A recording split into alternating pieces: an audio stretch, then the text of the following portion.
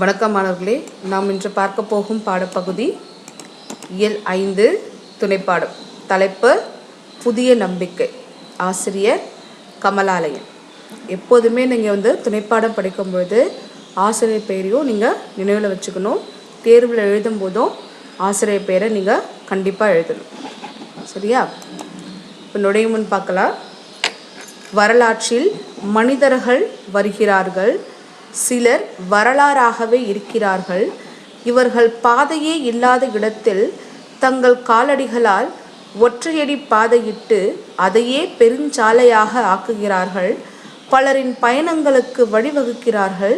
கல்வி அறிவற்ற இருண்ட சமூகத்தில் ஒற்றை சுடராக வந்து 1000 சுடர்களை ஏற்றுகிறார்கள். இவர்கள் வாழ்க்கையை அறிவது கல்வி வரலாற்றை அறிவதாகும்.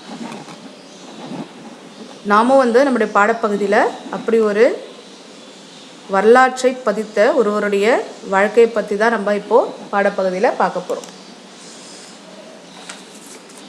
18ஆம் நூற்றாண்டில் தங்களுடைய நாட்டை உருவாக்க 1.5 கோடி ஆப்பிரிக்கர்களை அடித்து சங்கிலியால் பூட்டி அடிமைகளாக்கி அமெரிக்கா கொண்டு வருவதற்காக அதைவிட பல மடங்கு ஆப்பிரிக்கர்களை கொன்று குவித்தனர் இந்த அமெரிக்க வெள்ளையர்கள்.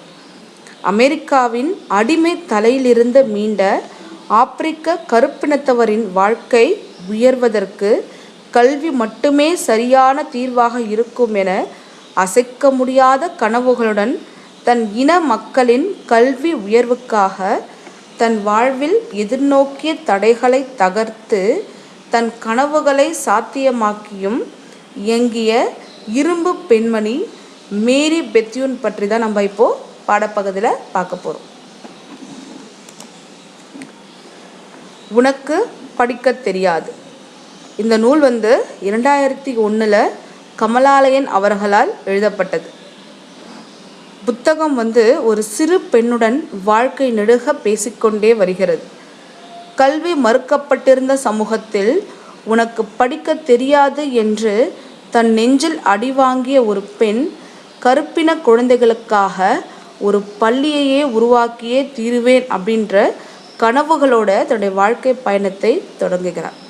அவங்க தான் இரும்பு பெண்மணி மேரி பெத்யூன். பாடப்பகுதி போலாமா? அதாவது மேரியோட குடும்பம் அதே மாதிரி அமெரிக்காவில் இருக்கக்கூடிய அடிமைகளாக அவங்க இருந்தாங்க இல்லையா? அப்படி ஒரு அடிமை சமூகத்திலேருந்து வந்தவங்க தான் மேரி பெத்யூனும். அவங்களுடைய குடும்பம் என்ன பண்ணுவாங்கன்னா, பருத்தி காட்டில் வேலை செய்வாங்க. அதாவது ஒவ்வொரு நாளும் அவங்க எழுந்திருக்கக்கூடிய நேரம் என்னன்னு பார்த்தீங்கன்னா, காலை 5 மணிக்கே எழுந்து என்ன பண்ணுவாங்கன்னா, பருத்தி காட்டுக்கு போவாங்க. பகல் முழுக்க அந்த பருத்தி காட்டில் எப்போதுமே வேலை இருந்துகிட்டே இருக்கும். ஒரு நாளில் ஒரு நிமிஷத்தை கூட வீணாக்கக்கூடாது அப்படின்னு நினைக்கிற குடும்பம் தான் மேரியோடைய குடும்பம்.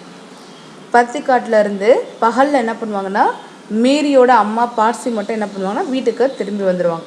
ஏன்னா தன்னுடைய குடும்பத்தினருக்கு உணவு தயாரிக்கணும் அப்படின்றதுக்காக என்ன பண்ணுவாங்கன்னா பகலில் அவங்க வீட்டுக்கு வந்துடுவாங்க.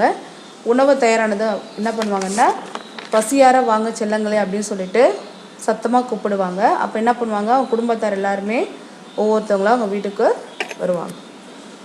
உணவு சமைச்சு முடிச்சதுக்கப்புறம் கூப்பிடுவாங்க. அப்போ மேரி மட்டும் என்ன பண்ணுவாங்கன்னா, எல்லாரையும் முந்திக்கிட்டு வீட்டு வாசலில் போய் நான் தான் ஃபஸ்ட்டு தொடணும் அப்படின்ட்டு போவாங்க.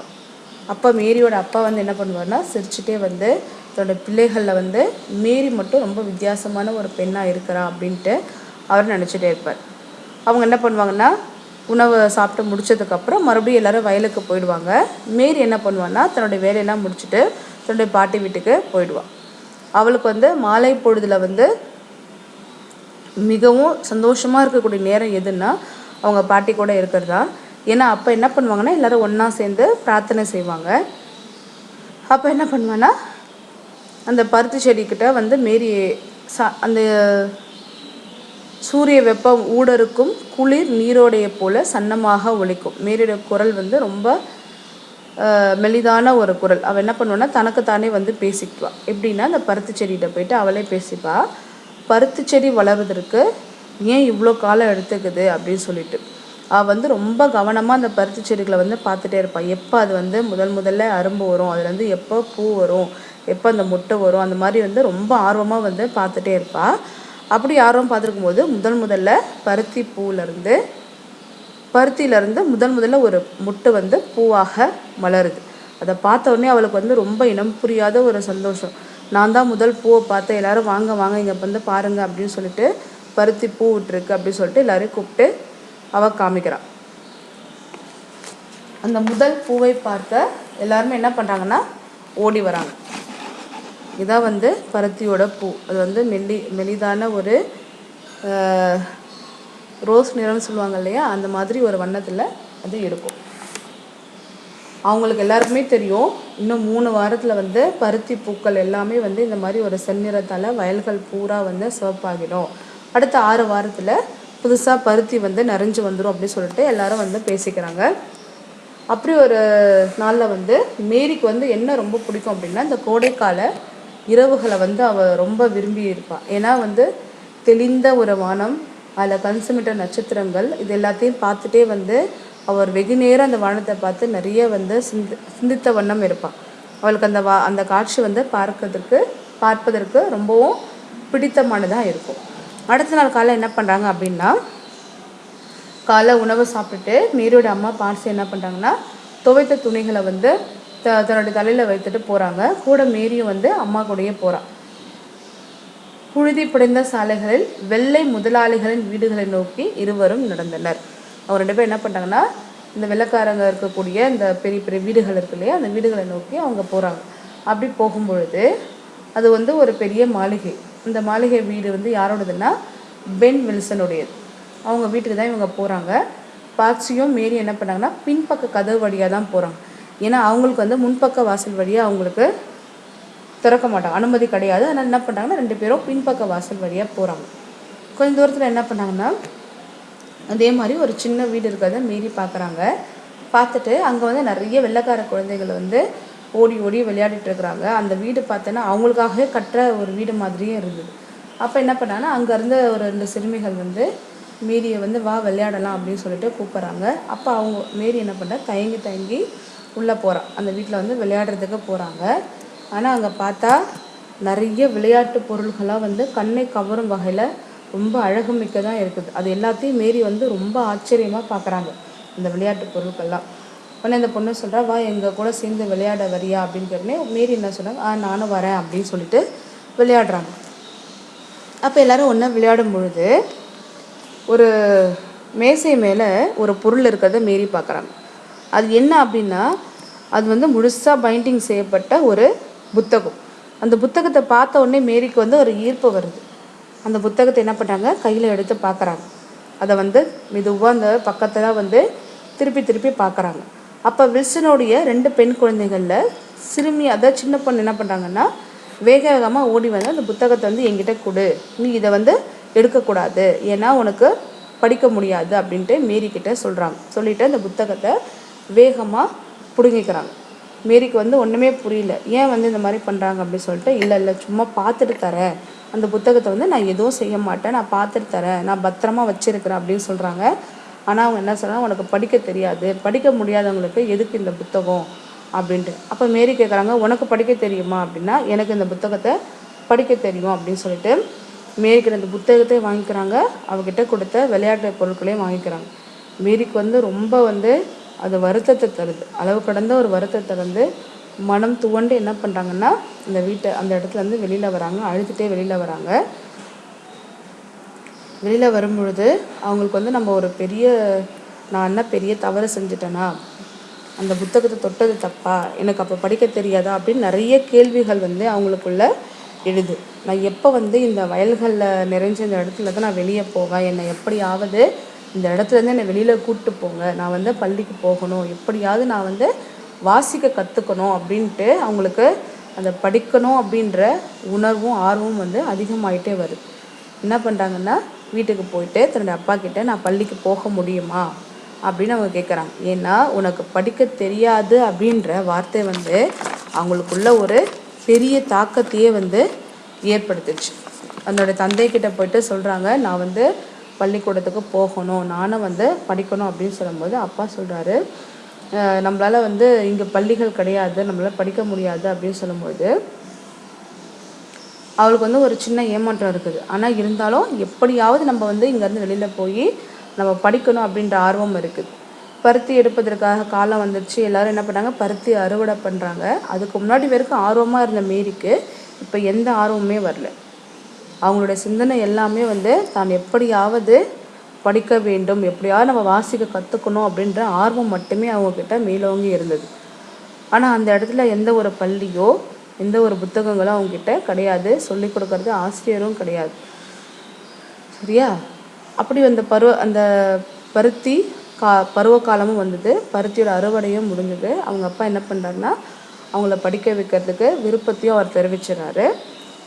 மேரி வந்து படிக்கிறதுக்கு முழுதும் உதவிய பெண் யார் அப்படின்னா மிஸ் வில்சன். அவங்க தான் வந்து அவங்களோட படிப்புக்கான உதவியும் அவங்க தான் செய்கிறாங்க. படிப்பதற்கான ஏற்பாடுகளையும் வந்து அவங்க தான் செய்கிறாங்க. அவங்க என்ன சொல்கிறாங்கன்னா, உன்னை போன்ற குழந்தைகள் நிச்சயமாக படித்தாக வேண்டும் அப்படின்னு சொல்கிறாங்க. உன்னுடைய இந்த பருத்தி எடுப்பு வேலைகள் முடிஞ்சதுன்னே எவ்வளவு சீக்கிரம் முடியுமோ அவ்வளவு சீக்கிரம் வந்து மேஸ்வில்லிக்கு நீ வரணும், நான் வந்து உனக்கு படிப்பதற்கு நிறைய உதவிகள்லாம் நான் செய்கிறேன் அப்படின்னு சொல்கிறாங்க. அதே மாதிரி மேரியும் என்ன பண்ணுறாங்கன்னா, அந்த பருத்தி எடுக்கும் காலம் வர வரைக்கும் காத்துட்டே இருக்கிறாங்க. எல்லோரும் சீக்கிரம் வாங்க, அந்த மூலையில் வந்து பருத்தி இருக்குது, சீக்கிரம் எல்லாத்தையும் எடுங்க அப்படின்ட்டு ரொம்ப ஆர்வமாக இருக்காங்க அந்த காலத்தில் அறுவடை பண்ணும்பொழுது. அப்போ அறுவடை காலமும் முடிஞ்சு அதுக்கப்புறம் என்ன பண்ணுறாங்கன்னா, அவரோட தந்தை வந்து அவங்கள படிப்பதற்கு மேஸ்வில்லிக்கு அவரை அனுப்பி வைக்கிறார். அவங்களும் என்ன பண்ணுறாங்கன்னா மேற்படிப்புக்கு போகிறாங்க. படித்து அவங்க பட்டமும் வாங்குகிறாங்க.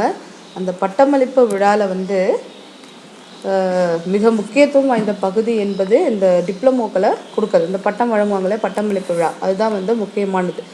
அந்த பட்டமளிப்பு விழாவில் என்ன பண்ணுறாங்கன்னா ஒரு பட்டயம் கொடுக்குறாங்க.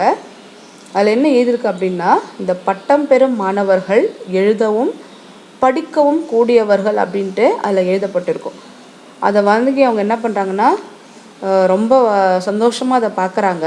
அப்போ அவங்களுக்கு நினைவுக்கு வந்தது வந்து, உனக்கு படிக்க தெரியாது, உன்னால் படிக்க முடியாது அப்படின்ற அந்த வார்த்தை வந்து அவங்களுக்கு நினைவுக்கு வருது. ஆனால் இப்போ இதுக்கப்புறம் யாருமே அவங்கள வந்து உனக்கு படிக்க தெரியாது என்ன சொல்ல முடியாது அப்படின்றதும் அவங்களுக்கு ரொம்ப மகிழ்ச்சியாக வந்து அதை நினச்சி பார்க்குறாங்க. அடுத்தது என்ன பண்ணுறாங்க அப்படின்னா, மேற்படிப்புக்கான உதவியும் வந்து அவங்களுக்கு கிடைக்குது. மேரி வில்சன் மூலமாக மேற்படிப்பும் அவங்க படிக்கிறாங்க. அதுக்கப்புறம் தன்னுடைய இன மக்களை வந்து கண்டிப்பாக படிப்பு வேணும், அடிமை தலையிலிருந்து தன்னுடைய இன மக்கள் மீண்டும் வரணும் அப்படின்னா அந்த அவங்க இன குழந்தைகளுக்கு வந்து கல்வி தேவை அப்படின்றதுக்காக அவங்களே பிற்காலத்தில் தொடக்கப்பள்ளியும் வந்து உருவாக்குறாங்க. சரியா? இதுதான் வந்து மேரி பெத்தியனோட கதை. எப்படி வந்து ஒரு கற்பின குழந்தை வந்து சிறு வயதுலேருந்து பல தடைகளை மீறி ஒரு சமூகத்தில் ஒரு கல்வி கற்ற ஒரு பெண்ணாக உருவாகி தன்னுடைய சமூக குழந்தைகளுக்காக ஒரு பள்ளியை வந்து அவங்க உருவாக்குறாங்க அப்படின்றது தான் இந்த பாடப்பகுதி. இதில் வந்து ஒரு நடிவினா இருக்குது. என்னென்னா, கற்கை நன்றே கற்கை நன்றே, பிச்சை போகினும் கற்கை நன்றே அப்படின்றது வெற்றி வேர்வை. அதாவது கல்வி கற்பது நல்லது, அதை எப்பாடு பட்டேனும் அந்த கல்வியை வந்து நம்ம என்ன பண்ணோம், பெற வேண்டும் அப்படின்றதுக்கு ஒரு உதாரணம் தான் வந்து இந்த கதை. ரொம்ப எளிமையான ஒரு கதை தான், நீங்கள் படிப்பதற்கும் எளிமையானதாக இருக்கும். அதனால் இந்த காணொலியை பார்க்கும் பொழுதே பார்த்து முடித்ததுக்கப்புறம் நீங்கள் இதில் இருக்கக்கூடிய அந்த ஒரே ஒரு நெடிவினா மட்டும் நீங்கள் படிச்சிருங்க. சரிங்களா? அடுத்த காணொலியில் பார்க்கலாம்.